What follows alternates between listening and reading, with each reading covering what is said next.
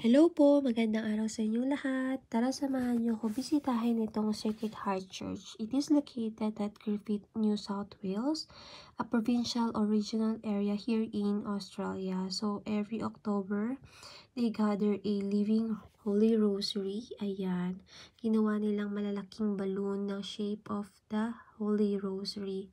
Nakakatuwa lang, 'di ba? Syempre may picture. After ng church, syempre hindi mawawala ang kainan. Ayan, vinidyo ko muna bago magkaubusan. So, kaka-video ko, ayan na. Ang haba na ng pila. But anyway, ayan. Ang May Sisters ay binubuo ng 4 o 5 na mga Filipina. Nakakatuwa lang, 'di ba? Ayan, 'di ba? Wala na akong naiwan na bihon na pansit.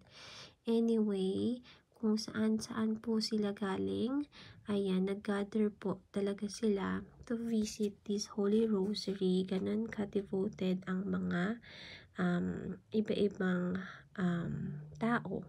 So, depende sa kanilang paniniwala. So, mayroong mga Australian, Indian, Filipino, Italian, etc. So, nakakatuwa lang. Ito nga pala ang May Sisters. Ayan. Syempre, may pa-cake tayo dyan. Ayan. Picture pa more. Ayan.